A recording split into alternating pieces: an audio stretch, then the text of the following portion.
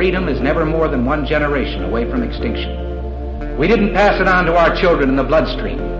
The only way they can inherit the freedom we have known is if we fight for it, protect it, defend it, and then hand it to them with the well-taught lessons of how they in their lifetime must do the same. And if you and I don't do this, then you and I may well spend our sunset years telling our children and our children's children what it once was like in America when men were free.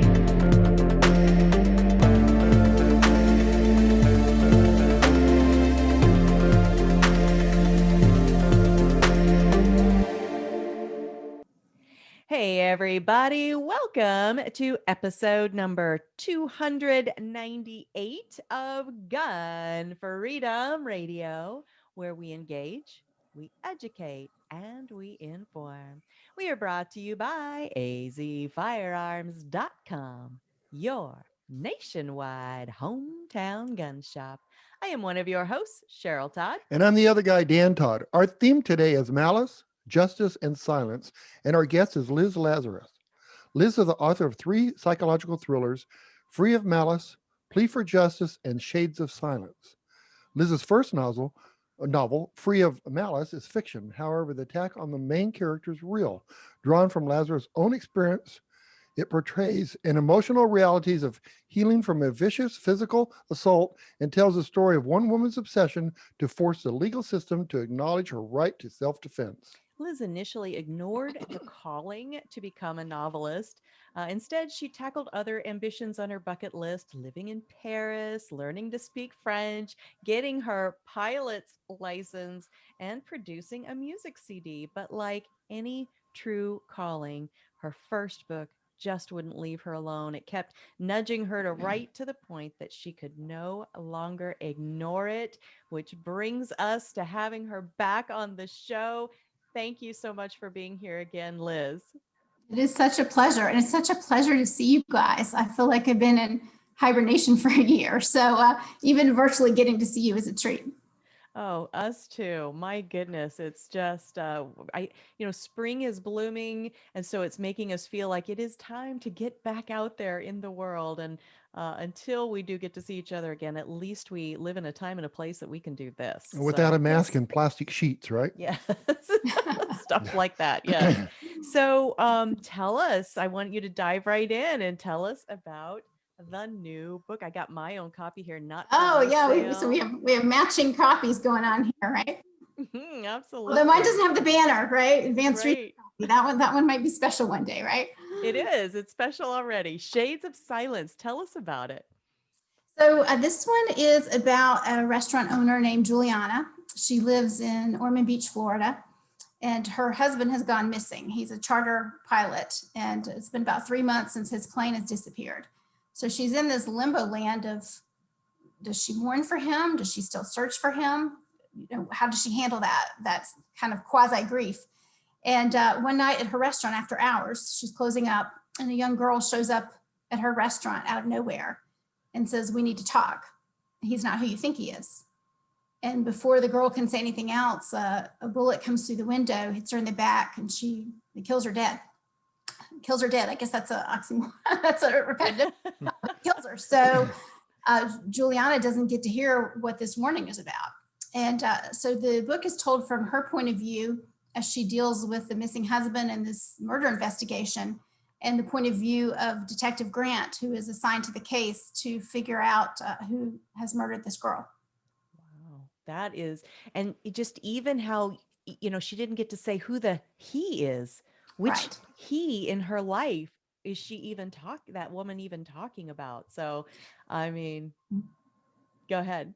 There are a couple he's, right? So there's obviously the husband, although we're pretty sure he's not coming back. There's the son, the husband, Michael's son, her stepson, the bartender, lawyer. We get a couple suspects in there, or could be someone different altogether. So how I'd love to do this with my readers is kind of keep them guessing.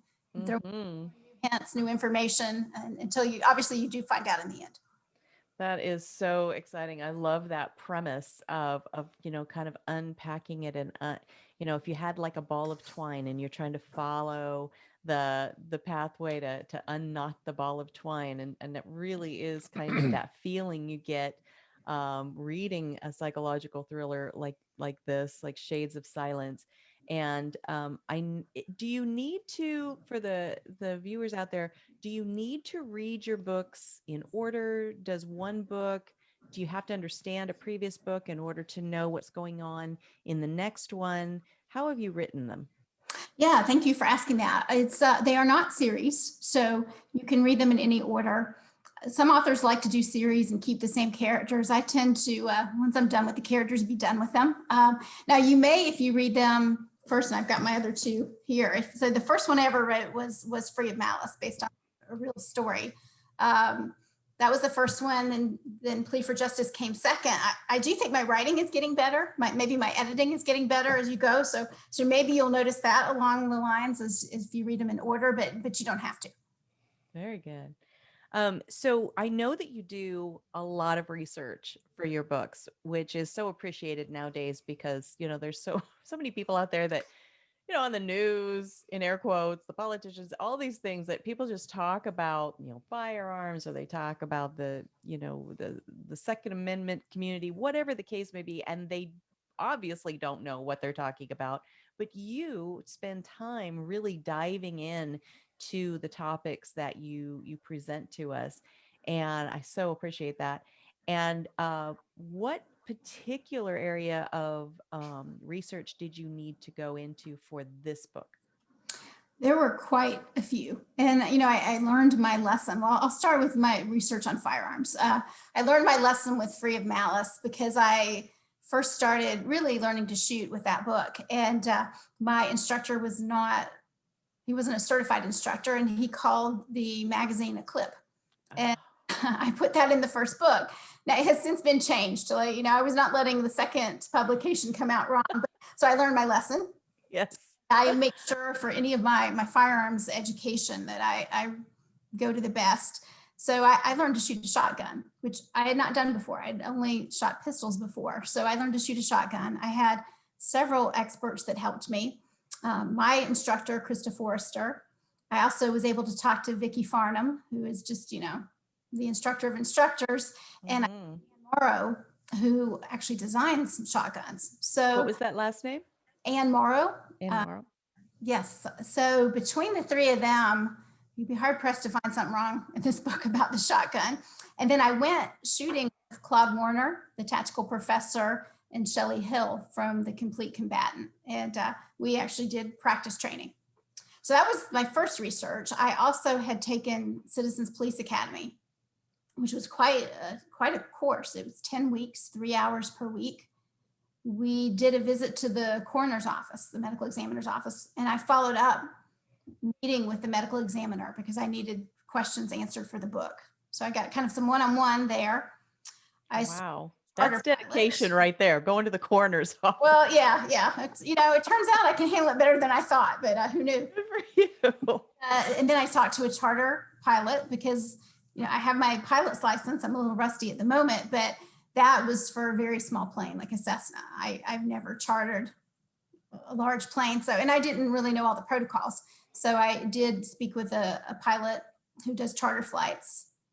And what else? That was probably, and then the last thing, yes, I did a seminar where I learned about sex trafficking. Actually, quite a few seminars on really understand, because there's an element of that in the book. So yeah, research. I almost felt like an investigative reporter at times, but it's how I write, because I get nuggets of information from my research, and then I'm able to put that on paper. Wow, that's so cool that you dedicate yourself to that level. And then traditionally, and I don't know if that's the case with this book, but traditionally in your other books, sometimes the names of the characters are a nod or a wink to someone that either helped you with the book or someone in your sphere in the firearms world. Have you kept that going in this book? More than I could name, so I'll forget a few, but because why not, right? You've got to name characters' names. You might as well pick something that mattered. Like I think the last one I had a Todd in there, the For our last name. For justice, I had Todd in there. He was so kind. The ex-husband of the mother. In this one, let's see, well, the obvious one, we start out with Juliana Sandoval, founders of A Girl and a Gun. So Juliana Crowder and Robin Sandoval, I combined their names, which I actually really loved the Sandoval because it's set in Florida. So it's kind of Sandy feel. Paul Grant. Paul is for a couple Pauls in my life. I'm not in the firearms community. One was my former boss. One was the one who got me started in flying. And then the grant for Grant Stinchfield, I just sent him a copy. I don't think he knew that I was doing that, or maybe he'd forgotten. That's so cool. I posted on Facebook just recently that one of my characters, she's the range owner, is named Becky Condon, a combination of Becky Bowen and Kim Condon. So I could go on and on and on. There were a couple names that were bid for, which is kind of a novel thing where people were bidding for charity to get a name in the book. So I have 3 names for that. I should publish. You know what I will do? You've inspired me now. I will publish all the names that are in the book for somebody. That's so cool. That's I fun. love that. So yeah, your 2 previous books are, as we've mentioned, Free of Malice and Plea for Justice. How is this next one? We've already asked you, it's not a series, but where do we find similarities and where do we find differences? Is there any major departure from the other ways that you've written the other books? Yeah, so the similarities, I'll start there, are a sympathetic protagonist. I want my readers to feel for my protagonist. I want her to have, it's her so far, so female protagonist. I want her to have growth or evolution throughout the book. I tend to do some type of firearms education. So in this one, the learning to shoot the shotgun. I like to do a twist ending. What else do I have in there? Kind of a whodunit. Where they're different is, I would say, the Plea for Justice has 2 characters, 2 voices, and so does Shades of Silence. Free of Malice is only 1 voice. So I started with the first book, only 1 voice, 1 narrator. The second one, 2 voices, 2 narrators, and the same thing for the third. So different a little bit there. And the other thing that's different is the first 2 had more of the legal criminal justice. My consultant was mainly a lawyer. And in Shades of Silence, since it's a murder investigation, it's not so much the legal angle, but the criminal investigation, so crime story.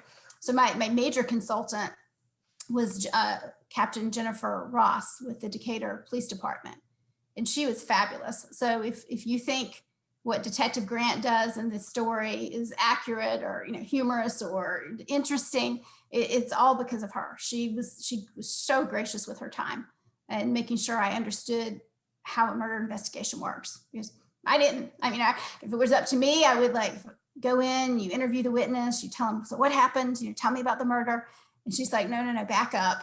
You don't jump in there. You start with, how was your morning? Anything unusual about your morning? So I quickly realized I had no idea how to do a murder investigation, and I needed to rely on her. And luckily I could. But don't you watch Columbo? They'll tell you how to do it. Isn't that yeah, and that was actually one of her pet peeves. She's like, you can't learn all this from TV because TV sometimes gets it wrong. Oh, just one more thing. Yeah. Yeah.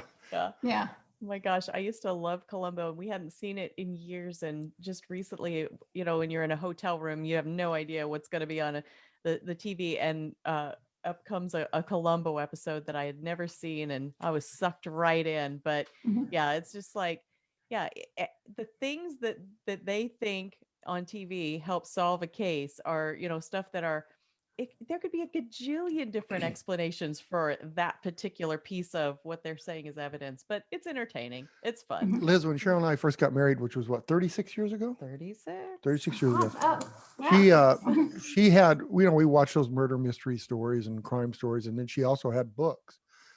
She had every crime book that you could possibly have, and I used to tease her because she would highlight parts of the book, and it kept me on my toes. Okay, I would not highlight the book, but I love that he tells that story, because it's like, watch your P's and Q's. But I knew wherever it was highlighted, I just really quick and look, and I'm not going to do that. Not going to do that. Okay. Not going on a cruise. Yeah. Not getting thrown off the boat. Yeah. But yeah, I was fascinated with true crime books for the longest time. And it was, that element that you're talking about that you went through with the detective of, well, what is evidence and what isn't evidence and how do they use it? And do we get to kind of see that in this book? Like, are you unpacking how the evidence leads to the conclusion?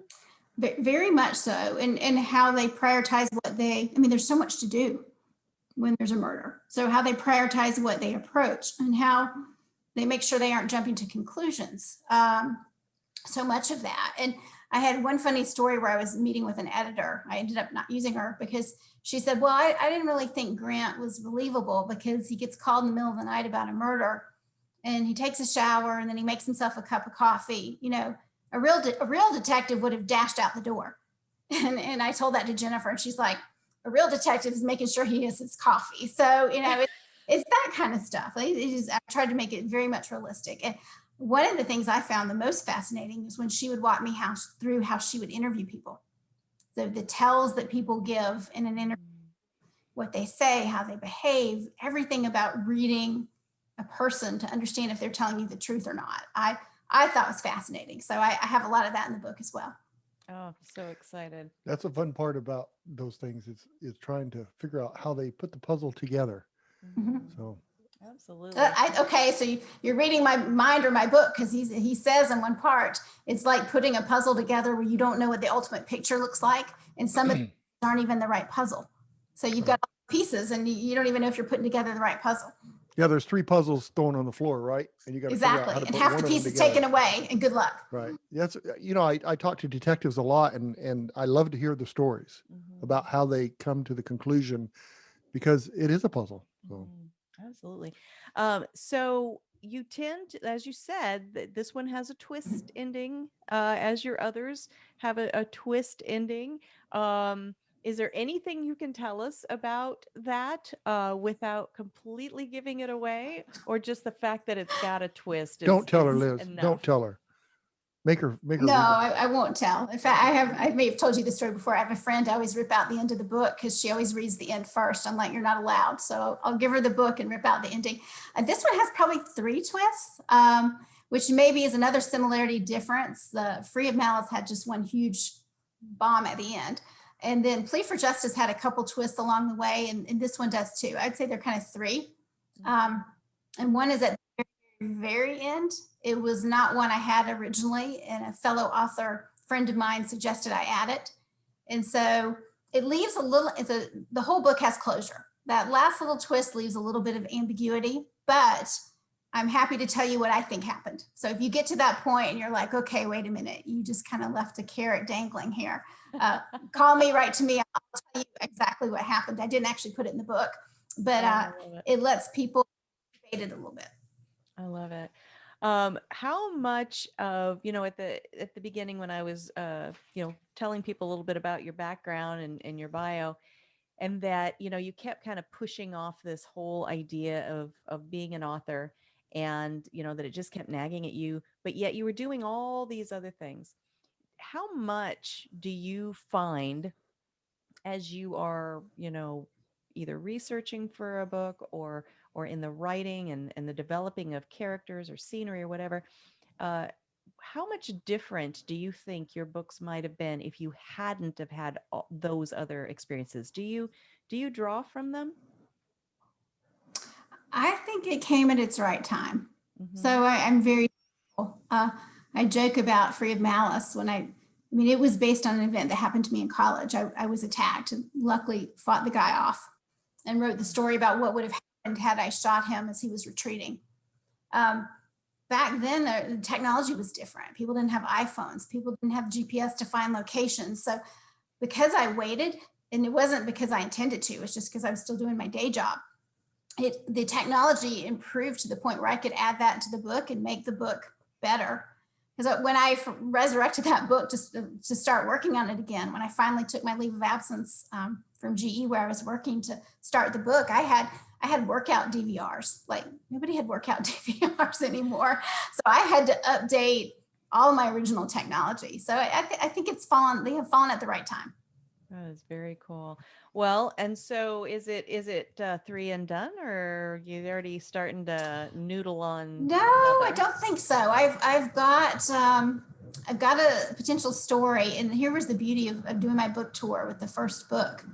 I met so many women who had stories, and beautiful that they had stories, sad that they had stories. I mean, there was a time that I had a meeting where there wasn't at least one woman who came up to me and told me some story about, a robbery, an attack, or worse. And so I have a lot of content. And one that really struck me was a friend of mine, Dawn Hillier, who had a stalker, a really bad stalker for years. And so we will fictionalize it, but she and I are already kind of planning that I'm going to interview her about that. And then I always try to put in a cause in my books. And I've had some experience that I wouldn't like to have about geriatric care. So I'm going to see if I can't put that in the book as well. That's very cool. Well, how do people follow the work that you do? How do they get a copy of their own of any of these 3 books? 2 obviously are out there. This one published yet? It's up for pre-order, and it will be out April 27th, so not too far from now. So you can pre-order the ebook or the paperback. We're just starting to work on the audiobook.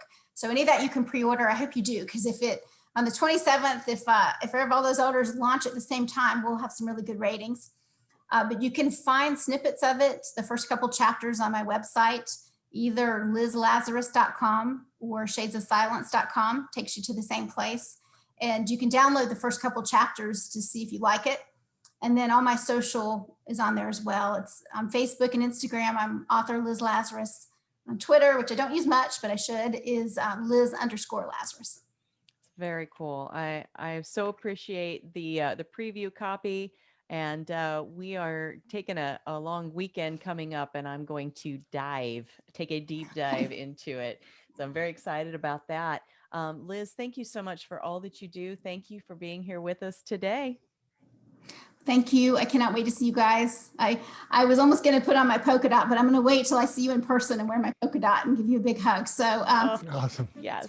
Let me know what you think of the book. I'll tell you about that last little clue when you're done. I love it. And yes, I am hug deprived. So we definitely need to see each other soon. Thanks, Liz. Thank you. Right. Bye-bye. Bye-bye. Bye. Thanks. I wish I read more. I know. I love to read. And, I almost want to say I wish I read less, because my stack of things I want to read is always, Oh, it's always, yeah. I mean, always getting bigger, Okay. The UPS driver came by yesterday and said, "Is everything okay?" And I go, "Yeah, why?" She says, "Because your wife didn't get a new book today." That's almost a true story. Right. Because I love reading. I love a variety of kinds of reading. And, as I said, I used to love true crime books. Anne Rule was kind of my go-to. I think Anne Rule, I think I'm saying that right. Yeah. For the longest time. And, anything having to do with personal development, psychology is what my degrees are in. So I always love those kinds of things. That's what's wrong with me then, because I history can't read. I books. don't read. That's Well, now I definitely. can diagnose you because I've read all the. I know I don't have a chance. But I And love history books. I don't know if you can see up over Dan's head. I have all of the Bill O'Reilly, the Killing series, and she's read them. I mean, Oh it's not my like they're just setting up. goodness. Those They're books are so read. good. They are so good. I love those books. And then to have all these psychological thrillers that, they're based in things that happen in real life, but yet they're this delicious package of the psychological thriller with the twist ending. I love it so much. But I interrupted you. No, you got it. Got it. Okay. Well, I highly encourage you to check out Liz Lazarus. And, summer is coming, those long days, maybe on the beach, because we're going to be allowed, love that word, to go to the beach again. And Are if we you're, going to be allowed? I hope so. And even if you're still doing the, the quarantine thing, all across the world, there are different, stages of where people are at. And if you're still camped in, then what better way to spend the time than to feed your brain and the delicious fun of a psychological thriller. No, I'm not a doctor, but I will tell you Play this. one on TV? Nope, No? I don't. But I will give you some advice. Okay. If you're wearing a mask and you're scared, Mhm. you can go on your back patio by yourself with the book Mhm. and read it without a mask on. This is true. You can. Now you don't have to. No, you But can you leave the can. mask on if you like. You can take the mask off in your backyard by yourself, Can you and you should be. tell we are like super done with the whole masking thing? What We just mask thing? want to be done with it. But some people aren't done with it, and that's okay. No, it's okay if you You don't. don't If you don't care? wear a mask, I mean, You don't care. you see, there was a meme I saw a guy on a motorcycle with a mask on by himself on a motorcycle with no helmet. So I mean, be yourself. Yeah, If that's you true. feel that's I what don't you think need to that do, mask would stay on in real life, but it's cute. it's the fact that he wasn't safe with a helmet, but he's wearing a mask by himself. Yes, I got it. I guess all that coronavirus is blowing out in the wind out there, and he's on his motorcycle, and they're like bugs coming in his mouth. I don't know. That's Maybe terrible. maybe he wore the mask to keep the bugs out of his mouth. See, maybe He can't breathe out of his nose. You don't Breathe out know. of his mouth. that's his So, business. it's the mask. Right? What do we say? We say live and let live. That's what we do. Right? And it's not like the James Bond movie, is it? That's live and let die. Oh, We is that wanna- what we're intended to do? We want to live and let live, right? Okay. So you do you. We're gonna do Yeah, us. We want to get back to freedom. freedom. We want to recapture freedom, which we had a lot of people in our past that left us this legacy and this inheritance called the Constitution and the Bill of Rights. They fought, bled, starved, and died for the opportunity to even write this. For us to And be able to say no. and yes, No. just no. It's a whole No. sentence. And recall Newsom. And We can say that. you know what? I don't know if I could say I hope that. Perhaps because these are recorded and played, people come and they find them years later sometimes. Perhaps there will be a time when somebody's listening to this and going, Newsom, who's that? Right? Oh, he's that guy that was recalled, and then a real guy came in and became governor. Of California. You know, California. We're in Arizona. What do we Right. care I do, who the governor of California is? because we cross the border a lot. That's but why. yeah, because we want to go enjoy all of the freedom I shouldn't that have we're to have. missing in California. I shouldn't have to have a passport to go to California. Oh my gosh. I hope when future generations watch this show, they go, why on earth would you even say a sentence like that? Because So- they're trying to do these health passports. I'm driving through I hope California. that doesn't come to fruition. I'm driving people. through California a couple days ago, and I had a trailer, and I pulled over to the agriculture thing, and the lady goes, "What do you have in the trailer?" And I go, "Nothing for you to see," but I just said nothing real loud, and then the rest quietly for you to see. Well, I didn't have anything, but I just wanted to say that. Why would you stir the pot? Why because would you post because it why there? should I? I'm crossing one line to another line. We should have the same freedoms on both sides. Yeah. What is the reason that I should? Oh, let's don't go there. Why not? Why not stir the pot? It's California. Okay, the pot's been stirred too much. Maybe, but all right. Well, we got to get out of here. And I just want to thank our amazing guest and wonderful friend, Liz Lazarus. Again, don't forget to get some of her books. There's 3 of them now. And this one, Shades of Silence, coming out today when we're in the studio. I should have said that. It is Monday, April 12th, and so in 2021. And so just a short while from now, the 3rd book will be available, but you can do your pre-order now. How come you got it and read early? the other 2 while you're waiting. How come? Are you special? Think so. Liz thinks I am. She thinks I'm special enough to send me a preview copy. So that meant a lot to me. And anyway, and thank you to our awesome listeners. Yes.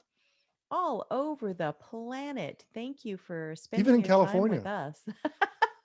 Even in California, until they figure out a way to block our message of freedom and firearms. Yeah, we are still able to be found. Our video versions are on YouTube until they figure out how to kick us off because we talk about freedom and firearms. On the Ops Lens smartphone app and on Gunstreamer. Gunstreamer is very much like YouTube, but they aren't afraid of freedom and firearms. So I kind of like So you can walk into the, what is it called? Gunstreamer. Gunstreamer and say, gun, gun, gun, gun, gun, gun, Well, and not it's be just arrested. an online platform, so I Wait. don't know that you could walk into there. Hmm. But it's okay. You can say gun, gun, gun, gun, You gun. could, okay, you probably But could. YouTube, you can't do that on YouTube, can you? No, we're probably not going to get this show aired on YouTube because you just said that. So, But I didn't say and it. you I also said I said could say it. mask. I didn't say You it. also said COVID. I also said so Newsom. you did, and you said Newsom. So Oh my clearly, you're not gosh. going to be able See to you on find YouTube. this show on YouTube. And if you do, send us a note and say, But you you know what made it under the wire. There is a lot of things on YouTube that, I mean, I think everybody has a right to put whatever, but there's some things that some shouldn't see Telling you, on YouTube. And then but they turn around, somehow, the but you're things that we teaching just said are safety like and yeah, naughty right, no-nos. right. Naughty, what is Anyway, it? Naughty what? naughty no-nos. Don't be a naughty no-no. So, and if you want to just listen to the audio only version, you can go to our website, GunFreedomRadio.com, click the on demand tab, and you can binge listen listens to your heart's content. darling. I don't say darling. To all of the shows that we have posted there. And if you want to see photos and bios and have links to all the works that all of our guests that we've ever had on, then just click the guest tab. And when you spend time there, we don't hate it. We don't hate that. All right. Well, we got to get out of here. Until next time, we are going to pray for this nation, pray for our world, pray for our leaders, pray for even the ones you don't like, especially the ones that you don't like. Except on Thursdays, you can bypass the ones that some of you don't like. And then on Friday, go back to them again and pray that they get out of office and some people that don't want to be leaders but become representatives. I still can't get over the fact that we vote for people to tell us what we can do. Why do we do that? Why do we vote That's for not why people? we vote for people. No, but we vote for people to make laws. Why don't we vote for people to take a lot of the laws away? That's a great question. Something to ponder until we meet again. All right. Be good to each other. Have a great week. And God bless. Bye-bye.